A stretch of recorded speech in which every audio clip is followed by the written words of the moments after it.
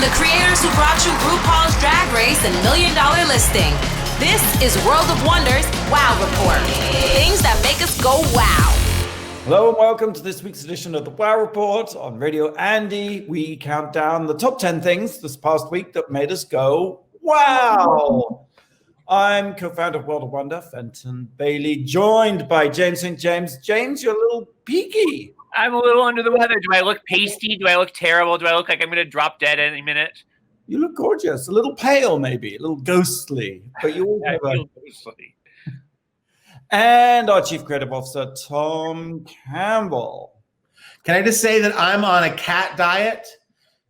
You sleep 20 hours a day. The 4 hours you're awake, you just eat from a bowl on the ground. And then I have a green grass cleanser that I'm perfecting. So that's my weight loss program. Sleeping, eating out of a bowl. I think I could sleep 20 hours. I think I would feel very good if I slept 20 hours.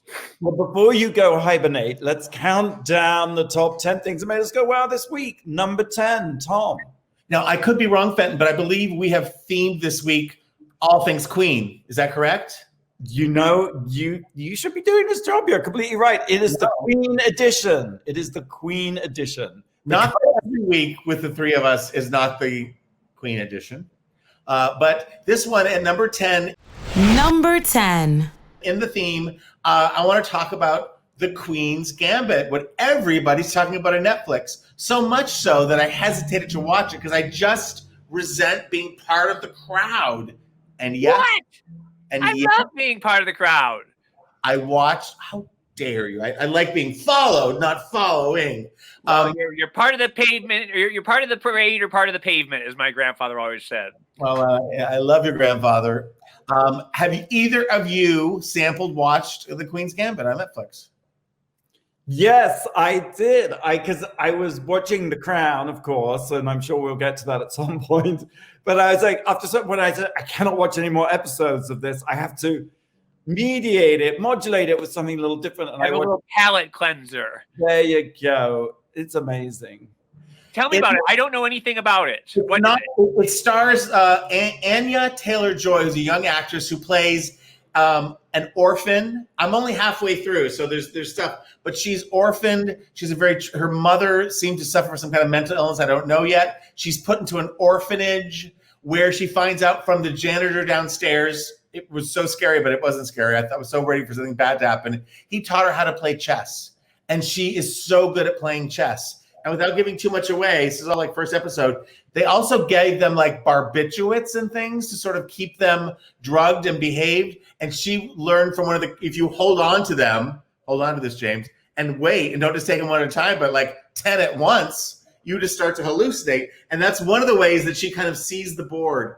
Anyway, she becomes, it's so many. Wait a minute. She does drugs to do well at chess? Well, she's just a complicated character who's also slightly drug addicted, who's also a genius, who's also an orphan with a lot of wounds. I think I relate to this girl. You are this girl. What's fascinating about it, it's well acted, it's a period piece. None of the elements, I do not want to watch a movie about chess. It sounds just like painful, but I'm telling you, they tell this story so brilliantly in so many ways. I'm halfway through, but I didn't realize this until I did a little bit of research. But the man who brought Queen's Gambit to life is Walter, I think it's Tevis. Mm-hmm. And he had some parallels. The headline is he's the novelist who wrote The Hustler that became the Paul Newman movie. He wrote The Man Who Fell to Earth. He wrote The Color of Money, which was the follow-up. So he's and he lived this crazy life. He was a chess prodigy. He was institutionalized for having rheumatic fever, and his family moved from San Francisco to Kentucky while he was in the hospital, and they eventually reunited. And then he hustled pool. I mean, he just lived this raw rockers. There's almost a movie to be made about his life, but he is because you're wondering, where does this really rich and mannered and detailed story come from? It's from a man who's passed away, but a novel that he wrote, Walter Travis, who knew. I'm a fan. And I think the producer, years and years, maybe 30, 40 years ago, has been trying to turn it into a movie forever. And I think the producer is now 85 years old, and he finally got it away as a series on Netflix, which is incredible as well. And we sometimes are crass about Ryan Murphy shows that they're all scenery and no scenes, but this also it has wonderful acting and wonderful writing, and also has an amazing detail to period. It all happens in the late 50s, 1963. They recreate Vegas casinos. It's really done to a T in the suburbs, and her clothes and the hairstyles. It's really, really worth seeing. I'll check it out. It's the Queen's Gambit, streaming on Netflix. Number 9, James. Number 9. Number 9, we have the boy queen, Harry Styles himself. Harry Styles on the cover of Vogue. He is the first solo male to ever be on a American Vogue cover. He is in a dress. He is not doing drag, and I love that. I think he is just doing fashion. And I think there is there's a seat for everybody at the table. Yes, God bless the drag queens for getting covers, but also genderqueer, gender fluid. I think all of that is fantastic. I've loved Harry since for forever and ever and ever. I love his music. I love his style. I think everything about him is really fantastic. I think he is the John Lennon of One Direction. I think he is the creative one who pushes boundaries. Whereas Liam was Paul and Zayn was George Harrison. But that's neither here nor there. Actually, it is. I think it is kind of hero there, because I was just thinking about Robbie Williams is the John Lennon. Yes, definitely. And he is the Robbie Williams of One Direction. I also think this goes a long way in rehabilitating my opinion of Anna Wintour. I think this gives her lots of karma points for me to do this. But on the other hand, can I just say this about that? Is that he is, standing on the shoulders of some very big giants, and he didn't invent the wheel, and it's not the most, like a boy in a dress in 2020 is not that. The way people were acting as if he's just is the most craziest thing they've ever seen in their life. And when you go back to the 1920s, you had the bright young things doing this. You had Mick Jagger in the 60s. You had Quentin Crisp. You have T-Rex. You have David Bowie. You have Boy George. You have everybody. James. You have James St. James, and therein lies my fury, because I have been wearing dresses and pearls for 40 years, and nobody ever puts me on a cover of anything, and nobody ever gives me credit for paving the way for young Harry Styles. So this is fabulous, but God damn it, when is it my turn? The men in dresses trend is a sort of perpetual. It pops back up every few years. I mean, and every few years they say, "Oh my God, Gaultier put a man in a tube skirt." Can you imagine? Well, actually, thereby does hang it out, because James, when I first went to New York in the 80s, last century, the Einsteins people, remember the little store? I love them. They flew me up to Boston to be on People Are Talking on a segment of men. I know People Are Talking, yes. And they put me in a pencil skirt, and I could hardly move across the stage. I love those Einstein outfits. I follow Einsteins. I follow Paul Monroe on Instagram, and he often shows some of those old outfits from the 80s, and they're just fantastic. Now, what about the pushback? Who was it? Who's the conservative who's saying we need manly men? This is like... Oh, Candace Owens. She is the worst. So I love Harry, and I think he's fantastic, and I just want to pinch his little cheeks and pat him on the head. So I have a feeling you might be hearing from Harry soon. I don't know, but I think Harry might be reaching out to give you a big thank you. Oh, can you imagine? But look, you have been very, very anti-fashion for a long time, for all of this pandemic. Yes.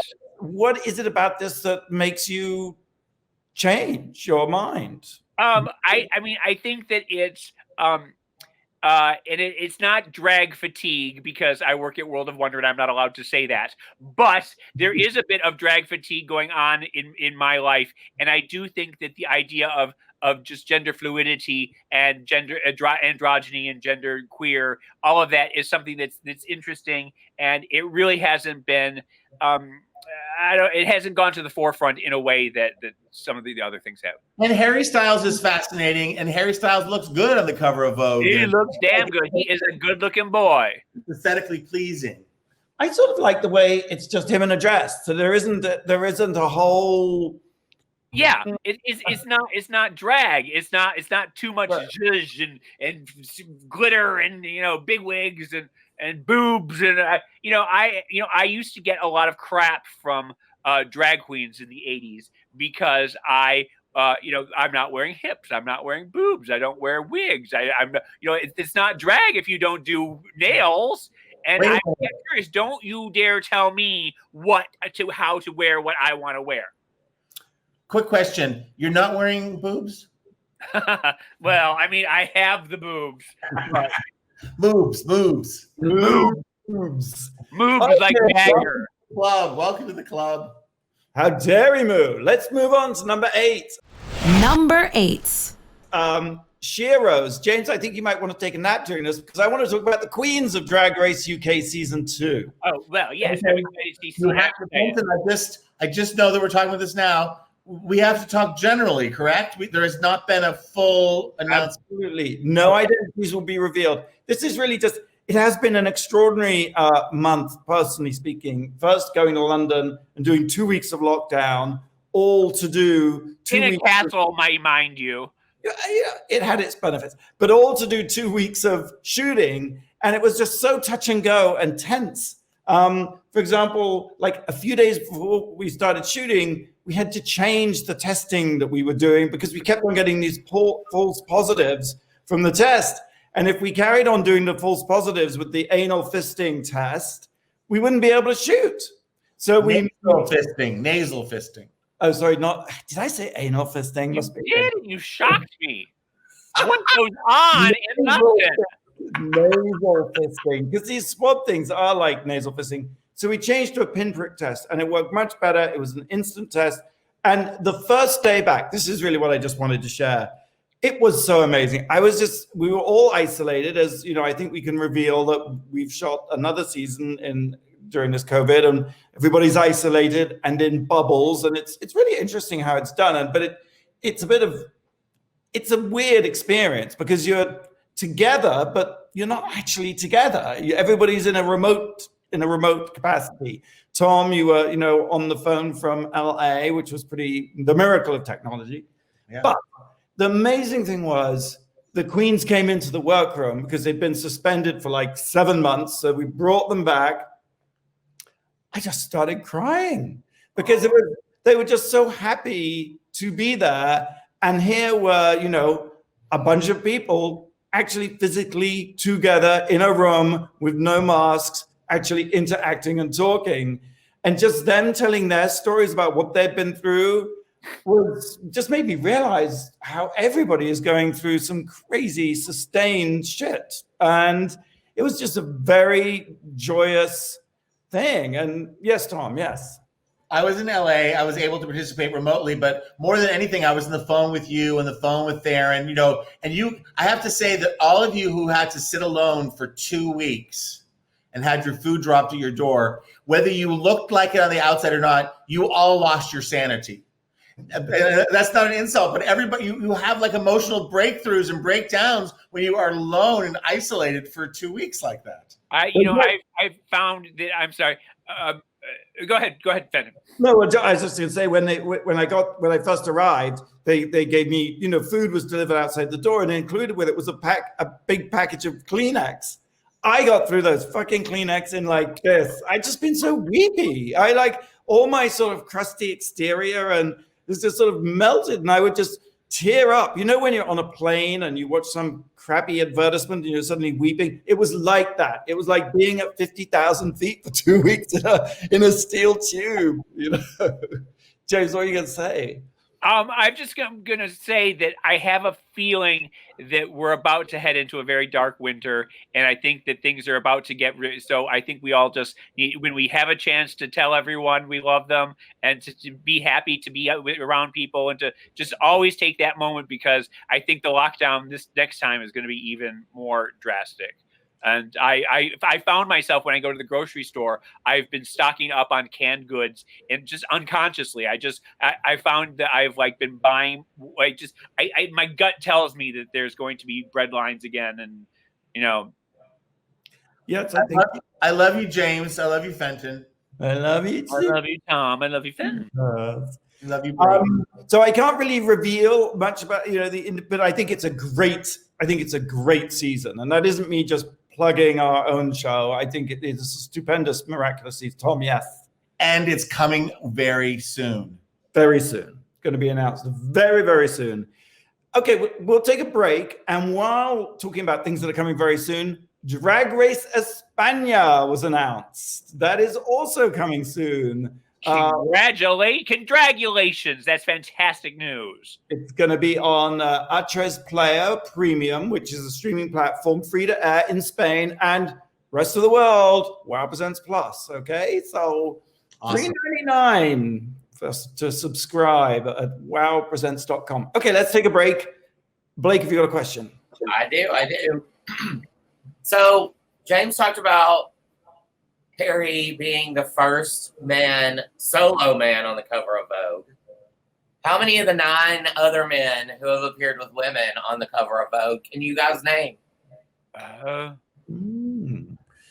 challenging fashion question from Blake, and we'll be right back with the answer after the break. You're listening to World of Wonders Wow Report. Things that make us go wow.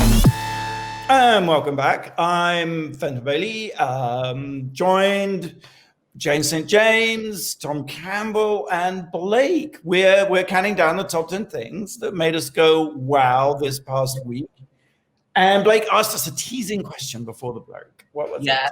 James talked about Harry Styles being on the cover of Vogue as the first solo man. How many of the other 9 men who have appeared on the cover of Vogue, but with a woman, can you guys name? Go. Kim and Kanye. Barack and Michelle. Nope. No. What about Michael Jordan? No. No. Beckham's. Oh, the Beckham. No. Who? Bill and Hillary. No. I surely thought James would get more. Justin Bieber and Haley were just on the cover. Zayn and Gigi were on the cover. I remember that, yes. And then other than that, Richard Gere was the first in 92, followed by Clooney in 2000, LeBron James in 08, Ryan Lochte in 2012. Ryan Lochte? Ben Stiller, Olympian Ashton Eaton, and then Zayn and Justin. Ben Stiller? That's a weird one. It was to promote Zoolander 2. Oh, okay. What is Harry promoting, by the way? Why is he on the cover now? Well, he has a new album that's #1 all over the world, and if you ever turn on a radio, maybe you'd hear Watermelon Sugar High or any one of the other songs that have dominated the airwaves. I still haven't heard WAP, so I'm like a little bit behind. But let's move on with our countdown of the top 10 things that made us go wow, because I think there's a segue here. Number 7. Number 7. Disco Queen. James, I hate to call you wrong, but your lover, what's his face, is Harry is not #1 over the world. Our girl Kylie Minogue is. Oh, well, I mean, yes, Kylie Minogue is the first artist to have a #1 album over spanning 5 decades. Kind of remarkable. Now, I have a sad confession. I have never been I like Kylie Minogue. What's not to like? She's pretty. She's had catchy songs. I've enjoyed her music since Locomotion. Remember that in the 80s? Yeah. Like she has spanned the test of time and styles. Wait, the 80s, the 90s, the 2000s, the 2010s, and now 2020, I guess? I guess, yeah. Oh, wait, didn't Tina Turner do 50s, 60s, 70s, 80s, and 90s? I only go by what people are publishing on the internet, which is never false. And didn't Cher do 60s, 70s, 80s, 90s? That was it. 2000. 90s, just 90s. So, and what about Madonna? No. Madonna hasn't had a hit in 10 years. Kylie is the first in the UK. Oh. I see. Okay. I feel like I live in the UK now, so that's the whole thing. Now, this is controversial, and if you're just tuning in, this is a fun show. I'm not being dark. I went and saw Kylie Minogue at the Hollywood Bowl a few years ago, And, I have seen Liza there. I've seen Diana Ross, gay audiences. It was the gayest audience on earth. That made me think that she's so popular because she was a science experiment at one point. If they couldn't cure AIDS, stick with me, people, this is satire. If we couldn't cure AIDS, that they created this irresistible pop star in Kylie Minogue where gay men would gather and they could extinguish us all in big fell swoops. That's what goes through my mind. While you are at the Hollywood Bowl enjoying the taste of wine, I am worrying about that there's a plot against all of us. But luckily, you can live with AIDS now, and Kylie Minogue is probably not the subject of a government experiment, or she's broken free from that. It's really dark, very satire, and if this were on Netflix, you'd think it was brilliant. But I think you have some issues you might need to work through. Dark times. I just want to say that I have to say I love this new album because it is, how they'll say like Dua Lipa's disco or people doing disco, and it's dance music and it's great, but Kylie is doing disco unapologetically, retro, the lines. She answers such questions as, where does the DJ go when the party is over tonight? And that's really, it doesn't really answer it, but just thinking about it's party. I love disco. Spoiler alert, fire me for my disclosing. But on the upcoming Drag Race US, we have a disco challenge. And we were just reminded how great disco music is, how uplifting it is, how it makes you, it's like affirmation upon affirmation. I'll stop talking. Go ahead. What are you going to say? No, I think disco is having a major moment right now because you mentioned Dua Lipa's 2054, which does sound like it really is a thumping disco remix extravaganza. Yes. So I think disco's back. So and give it up to Kylie. I love the stories of people that prevail, right? Who just are good at what they do and keep doing it and don't let this crazy business and all of the crazy things around us take us down. I'm not saying she hasn't had heartbreaks and ups and downs, but good for her. Go girl. But will Kylie ever really break in the USA? It seems to me that she's like that Robbie Williams where they're huge all over the world, but they cannot get a top 10 hit to save their lives here. And they can't get radio play. I listen to a lot of radio in my car, and I do not hear Kylie Minogue. The only thing I will say is that it's all changing. That radio play and those outlets that used to be so narrow and so defined are kind of broken. And is it on your Spotify? Is it on your playlist? And right. And I just keep making music and making good music like Kylie is. And who knows? That girl might catch on yet. Okay, we're carrying on with our Queens-themed episode. Number 6, James. Number 6. Queen of Mean, I've got Ivanka Trump here. I don't know if you guys read the article in Vanity Fair. It is so funny. Ivanka Trump's childhood friend, her bestie, her best Judy, has written sort of a tell-all in Vanity Fair. Lysandra Osterman is her name. And she has written about how they became friends when they were both at Chapin, which is an elite Upper East Side girls' school in Manhattan. And even then, even at 13, 14 years old, Ivanka was Queen Bee. And she was the sort of the mean girl who sort of had everybody by the balls, so to speak, at school. And everybody followed her every whim and her every trend. And she managed to get into that circle of friends. Lysandra did. And she tells some stories in this article, and I just want to point out a few of them that really made me laugh. She would often ask Lysandra for advice on books to read. And at one point she said, why don't you read Empire Falls, which is about a diner manager back in the 1960s or 70s, I can't believe. And Ivanka said, why would you want me to read something about poor people? That's disgusting. Why? That's very telling. There was another time where she farted and blamed it on Lysandra.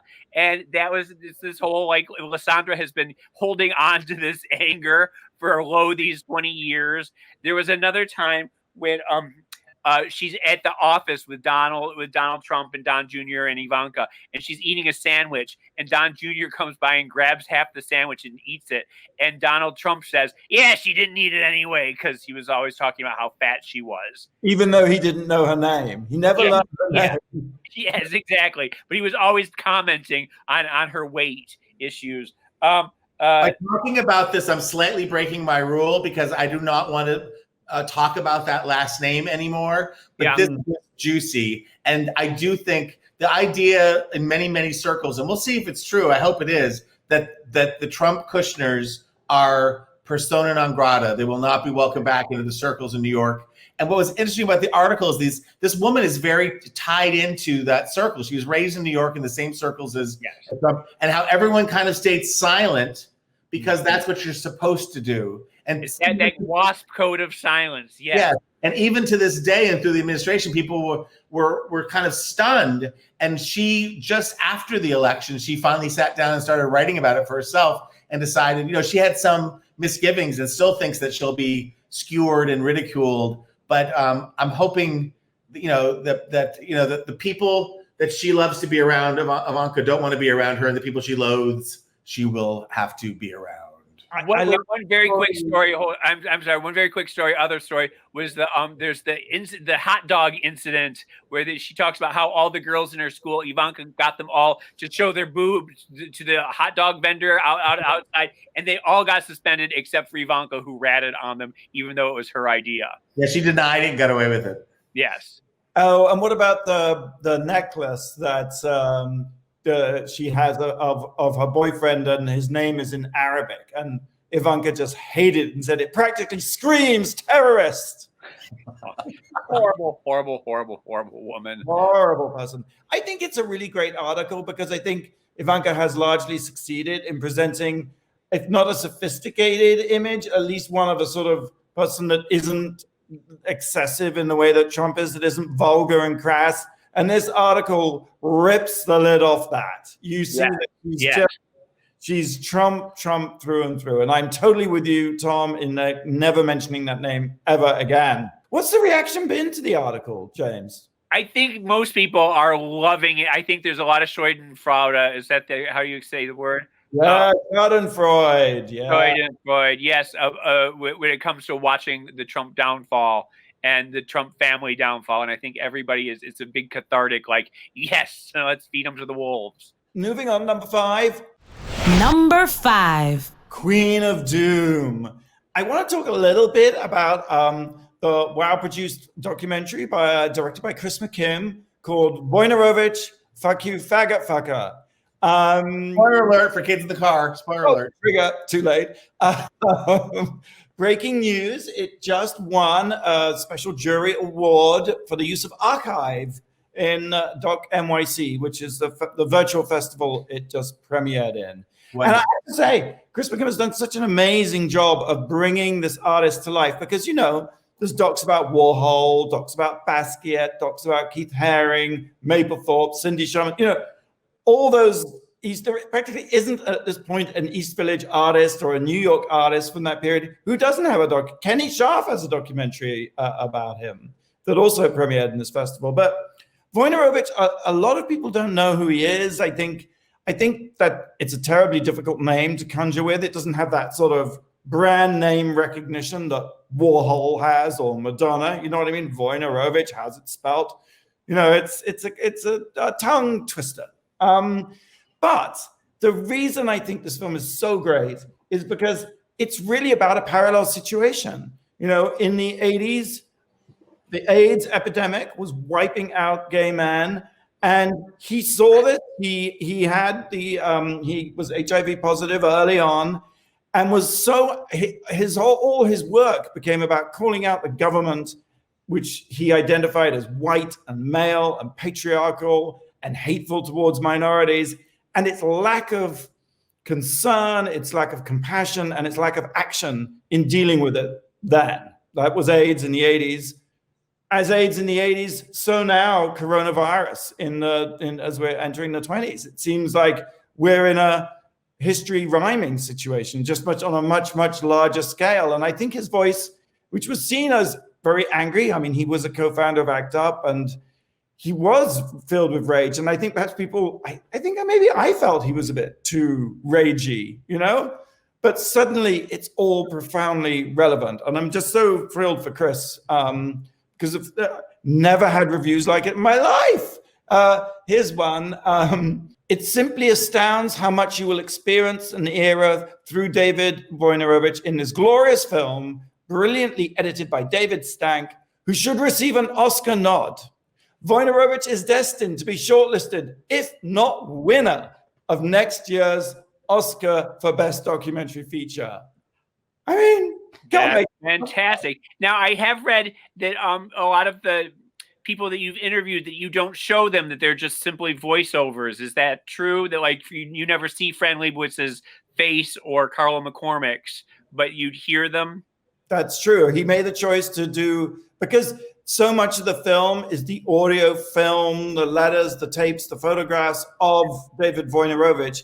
He made this decision to only hear the voices of the interviews. There's a twist, there's an exception. It comes late in the film, and it's a great reveal. And if you're not crying, if you're not already crying, you will just be like howling like a baby at this point. I cannot wait to see this.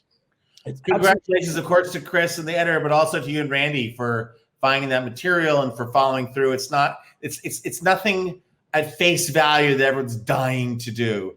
I'm always impressed about how documentaries really do demand passion and stick with itness. You know, you're so right about that. Thank you. But it was taking the film around, you know, with a sizzle early on and a proposal. People just weren't engaging with wanting to tell this story. So I'm so glad. Thanks to Chris, really, he's persevered and made it happen, and it's all power and thanks to him. All right, so let's take a break. Blake. Quizmaster. Hi. So another little tidbit of news. We learned this week that our Angel on Earth, Dolly Parton, helped to fund the Moderna vaccine that's doing so well in clinical trials. What TV show did Dolly secretly executive produce? Oh, I know this. We'll be right back after the break with the answer.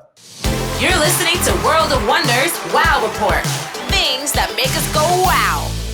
Welcome back. I'm Fenton here with James, Tom Campbell, and Blake. We had a question before the break. Yes. This week, we learned that Angel on Earth, Dolly Parton, helped to fund the Moderna vaccine that's doing so well in clinical trials. What TV show did Dolly secretly executive produce? I know, and I won't say it, but I'll say that it was her production company that produced the show is called Sand Dollar, and it was Sandy Gallen, who's passed away recently, God rest his soul, who was one of my first bosses, an amazing talent manager, and Dolly's best friend and manager, and Dolly, Sandy Gallen, Dolly Parton, Sand Dollar, and they produced Buffy, right? That's right. They produced the film and also kept the TV rights because they knew it could be a big hit. And it's a great, TV show about female empowerment and, girl power. And it does sort of line up with what Dolly always believes in. So at first you think, wow, that's strange. But then you think, no, actually that works. Yeah. Dolly Parton must be one of the great unsung Sheroes of our time. Yeah, Queen. She is. Dolly. Queen. Yes. All right, let's carry on. We're doing a special sort of Queen theme this week. We've reached number 4. Number 4. I'm just passing this along, but we're calling this Retail Queen. I guess that's me. But it was just announced that Tower Records, the mythic Tower Records, the yellow and red logo, which was the #1 record store in London, in Los Angeles, in New York, and we spent so much time, and it was such a cultural touchstone, went out of business. It's back online. You can now buy vinyl and CD on towerrecords.com. I spent some time flipping through albums. It was nice. My sister is big into her turntable, so I'm trying to figure out what to get her in vinyl. But it's not the same experience, obviously. What I used to love to do when I went to Tower Records, I don't think I'm alone, is I would go to like the G section of easy listening and make sure that Edie Gourmet was in front of Judy Garland, like facing out with the most flattering album cover. And I would play with Linda Ronstadt and Olivia Newton-John. I would restock the album so that they would, and it'd be like for Olivia Newton-John, I'd have Making a Good Thing Better because she was just so pretty smiling in that one. So that's my fanaticism. But have you guys heard about the new tower? Have you been online, checked it out? No, but I'm going to. I loved, that was always when you had a little bit of pocket money and you could go to Tower and just spend it on some music. And even if you did, it's bands that you'd never heard of, that you thought you were going to give it a shot. Like people don't really do that anymore. And I remember that Cher lived in the building, in the apartment above Tower Records on West Broadway back in the 80s. She had the penthouse. Do you remember that, Fenton? Oh, I remember that building. Yeah, Broadway and 4th, was it? Yeah, Broadway and 4th. Yeah, and Cher lived in the penthouse there. And I remember you would see Cher sightings once in a while. And I'll leave you with this question. If vinyl's back, will CDs come back? Because I'm still holding on to my CDs. I just spent too much gosh darn money on them, and they're all in my storage space in my garage. Billy just showed Nolan and Elliot a Ghetto Blaster, and they had no idea what it was. They were looking at it like, what is this? And Billy showed Nolan a cassette tape, and Nolan was like, what is that? Like, no idea. He thought it was a computer data device. All right, Tower Records is back. That's great. Number 3. Number 3. Holiday Queen. I watched the Jingle Jangle musical on Netflix. Do you guys know about this? I saw it, but I was like, I am not going to watch any more Christmas. Well, last year I was a little bah humbug, but this year I feel like we need a little Christmas right this very second. I'm feeling it. I really am. Jingle Jangle is a mostly black, with the cast is mostly black, steampunk holiday musical, which is a very, very odd thing. And I'm going to break that down for you in a second. But it stars Forrest Whitaker, Anika Noni Rose, Felicia Rashad, Ricky Martin. It has a fantastic cast. The little girl is so wonderful. It's about inventor, the world's greatest inventor, and he invents this sort of automaton, this tiny little robot doll that Ricky Martin plays, and then it's stolen from him. And that sort of sets up the movie. It's very bizarre. The whole steampunk aesthetic. Do you guys know about steampunk? Yeah, I've never been that turned on to it. It's very strange. It is neo-Victorianism. It is a color palette that is always brown and yellow instead of blacks and grays. Everything is brown and everything is automated. It's like gears, lots of gears and clockwork and robots that were sort of made in the Victorian era that never really existed. It feels very Wild Wild West to me. Remember that? There is a Wild West element to it. There's a neo-Victorianism, and there's also, like I said, there's like robots and clockwork, and everything is powered by steam. And for some reason on Earth, I mean, like the idea of having a black musical for a holiday musical is fantastic. I don't know why there aren't more black Santa Claus movies and black, Scrooge. I think that all of that is absolutely, it should be done. But why throw in the steampunk element? It's so weird because all the outfits are Victorian outfits, but done with African textiles. And then everything else is brown, the backdrops and everything like that. It's such a like arbitrary. It's a jingle jangle. It is a jingle jangle. It's a total jingle jangle. Before that movie left the house, it should have looked in the mirror and taken one layer off. Exactly. Yes, there are some really fantastic numbers in it. There's some really rousing musical numbers and dance numbers. And the little girl, who is just absolutely spectacular. She's such a star in the making. I can't remember her name. But I don't know that I can actually recommend this because it's just so weird. I think we should just leave it at this. It's the feel-good steampunk Christmas movie of the year. Yes, if you're only going to see one black steampunk holiday movie, make it Jingle Jangle. All right, Jingle Jangle, A Christmas Journey is streaming on Netflix along with a load of other holiday movies that they've cooked up. Okay, number 2. Number 2. Yeah, Queen of the Ball. I feel there's definitely a theme here just beyond the Queen theme, but James, do you remember Shep Pettibone? Yes, of course. Of course. So I was minding my own business, and into my Facebook feed pops Bill Coleman, DJ, music producer, manager, the man behind Ultra Natte, the man behind Delight, runs Peace Biscuit. He does these remixes. He does these sort of mega mixes. And he's done a Megamix of Shep Pettibone. And I just clicked play on SoundCloud. And, 2 hours later, I was like, oh my God, he did that. Oh my God, he did that. And of course, the thing that Shep Pettibone may be most famous for is Vogue. He was given a budget of $5,000 by the record label head and said, go record something for Madonna. Wrote this song, which Madonna wrote the lyrics for and called Vogue. Isn't that crazy?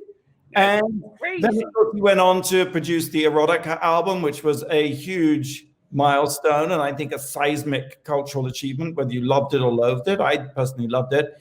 And he was just, I remember listening to his own mixes, Pettibone's like mega mixes on KTU, right? The radio station.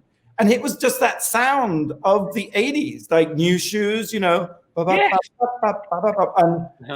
all night long from the Ray. And I was like, well, what happened to him? Funnily enough, back in the Pop-Tart days, I actually met Shep Pettibone. I was taken to see him in the studio, and he was quite a looker, I must say. I thought he was rather hot. And I just couldn't pick up on those vibes at the time. And, he said he was horny, and I was like, what is he even talking about? So I blew my chance with Shep Pettibone, I guess.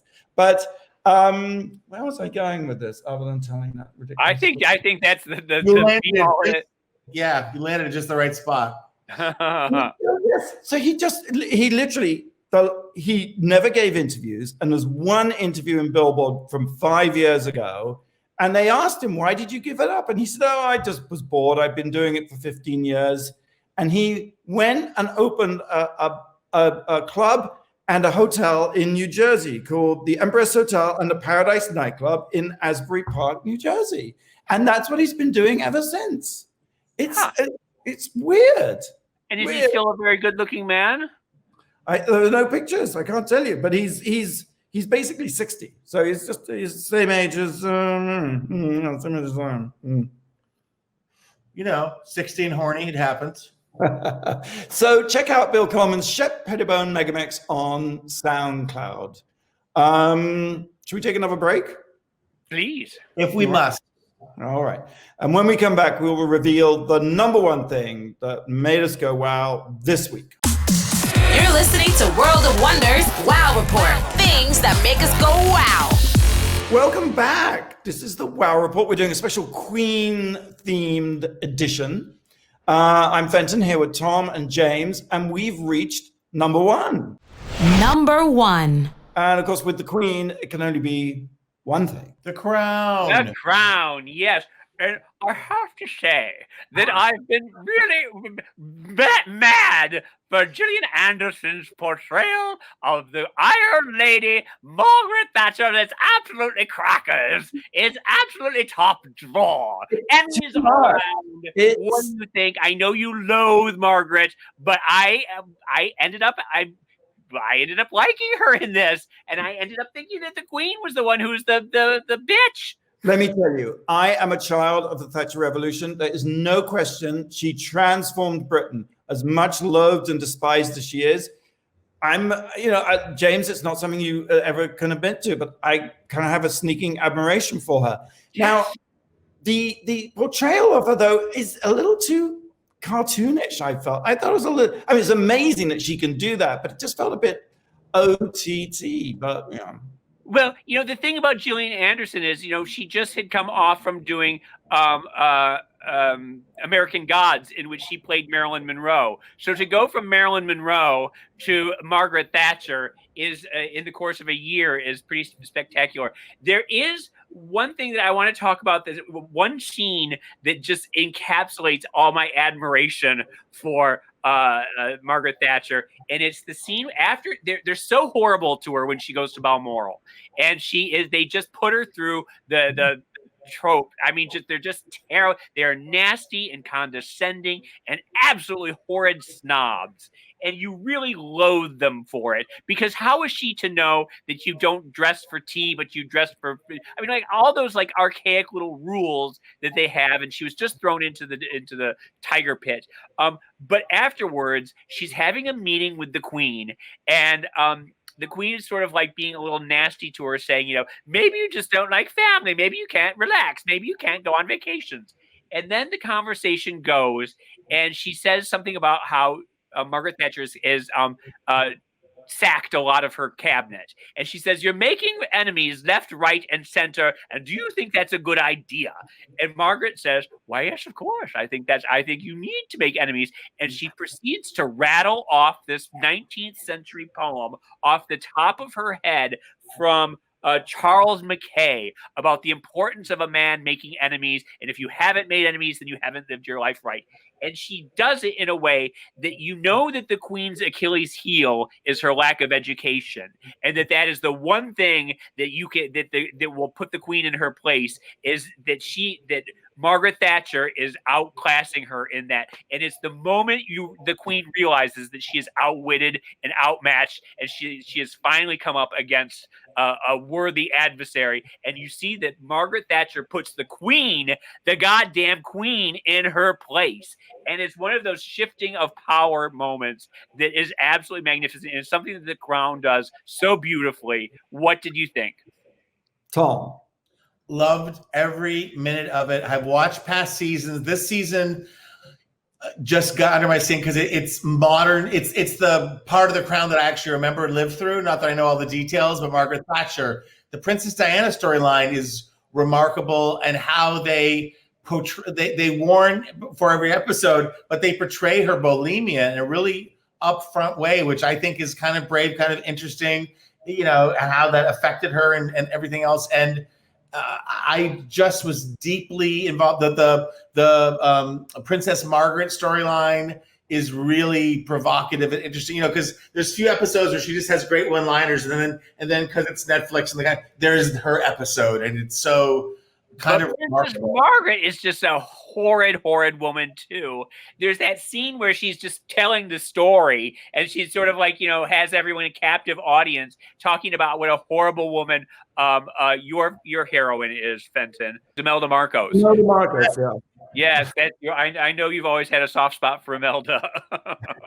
I mean, I think any girl growing up dreaming of being a princess, this is going to put pay to that, you know, right? Yeah. There's an epic scape of misery, of evil, festering evil. Like, I'm surprised, actually. I sort of feel almost we need to talk about it in another episode and spend the entire episode talking about it, because I think all the characters are so fascinating. And that first hour in which they are juxtaposing the hunting down of the deer and the catching of fish and the shooting of birds as the IRA are prepping to hunt down and blow up Mountbatten is. But we also have a new buck coming into the royal family, and we also have, you know, we're taking down a peg or two of Margaret Thatcher. I also think that last season you sort of felt a little sorry for Prince Charles, and this season he is just one of the most loathsome toads that has ever been, walked across the public stage. Part of me kind of bought into the misogyny of Princess Diana, I'm embarrassed to say. I thought, like, well, she's crazy and she was loony, and this portrayal makes it very clear that she was gaslit, that she was never set up to win, that she was isolated and not supported, and it makes me feel bad for her. It also makes me, you know, all the conspiracy theories about her end, which we haven't dealt with yet, but how she dies, and was that inevitable, or was that planned, or I don't know. You know, Tom, I find it hard to believe that this is the final season, because we need, right? There's got to be another season. We got to have a Meghan season. We've got to have, you know, I mean, yes, there's so much. We got to have a Sarah, Duchess of York. Does she come in at all in this season? You see a little bit of her toward the end. She's very lightly touched upon. Yeah. They do leave a lot out. They left out the sinking of the Belgrano. They left out the Brighton bombing. You know, I think that we and there's so much story to get through. I mean, that is one of the most amazing things to me. I've always loved his writing, and the thing about Peter Morgan is, I don't know, the way he's the way he's created these standalone episodes that are so layered. And, you know, you have Princess Margaret with her mental issues, and then you learn this true story of the cousins in the mental asylum, and the way he's always juxtaposing things, not in a way that just upsets your expectations, but you constantly seesaw. And one moment you're thinking, oh, the Queen's nice, and one moment you think she's a horrible bitch, and then it goes back and forth. I mean, Prince Charles, I agree with you, James. He does come across as sort of Pee Wee Herman / hunchback, and he's Richard III is what he's doing. Right, that's right. But then there are moments where I do sympathize with him, and the fact that we see Diana, we're first introduced to Diana dressed as she describes it, as a mad tree, because she was an extra in Midsummer Night's Dream. I mean, even the fact that it's Midsummer Night's Dream, which is this sort of fantasy about royalty and queens and prancing around. Weren't you bottom in Midsummer Night's Dream? I was Titania, James. Queen. Oh, of course, my God. And they're still talking about it to this day, if I recall. We shall. And Blake just pointed out there will be a season 5, so there is another season coming. There was at one moment they were saying this was the last season, and they realized they had to do more. I have a feeling they'll never stop. I think we're going to have, you know, the Crown in outer space in a few years. We're going to have the Louis and Charlotte story. It's so good. I think everybody's loving it, right? I mean, except people in England. I've read some really snarky reviews of people saying it's ridiculous, it's a pastiche, it's, you know, but I think he did an amazing job. You know, you get online, you read about what's real and what's not real, and obviously there's certain dramatic liberties taken and timelines blurred a bit. But to your point, the back and forth, the way you feel for people, it's so rich and delightful. And the last thing it said, I don't think any of this ruins any of it, is just how Prince Philip sort of says to everyone, it's all about her. It's she is the oxygen that we live in. Like it's about support. Like everybody else's life is just secondary. Yes, you are secondary in service to the Queen in a way that was so compelling. Oh, I think that was absolutely fascinating. I'm so glad you mentioned that, because when you think about it, what Thatcher brought to Britain was the individual and the importance of the individual and being an entrepreneur and being a small business and pursuing your own dreams. That was how she broke the unions and the slightly socialist structure of Britain that she inherited. And that is interesting because it's completely at odds with the whole idea of the royal family, which, as you say, there's only one queen and everybody else is expendable and secondary. So in a evolving culture in which suddenly everyone gets me, and this is in a way the curse of neoliberalism, is that we're all completely self-obsessed and narcissistic and ambitious and selfish. That is a direct problem for the Crown as conceived as this institution, because it's all about self-abnegation of everybody else, conformity for everybody else in service of the Queen. And might I just point out that Margaret Thatcher's hair is beyond fantastic, and those pussy bows are just absolutely spectacular. This is a bit. You can watch it on all sorts of levels. She's always seen spraying it or putting on, isn't she? They always like. I had that hairdo in the 80s. I don't know if you remember. Who did? I did. I had Brooke Astor hair. I would go and get it set and teased, and it would last 2 weeks. Did you sleep with it wrapped in loo paper? Yes. You do. All right. Thanks for tuning in to the Wow Report, special Queen edition here on Radio Andy on Sirius XM. You can catch previous episodes on our YouTube channel, Wow Presents. Same time, same place next week. In the meantime, everybody, happy Thanksgiving. And we will see you next on Black Friday. Until then, go out, wear a mask, and do something that makes the world go, wow.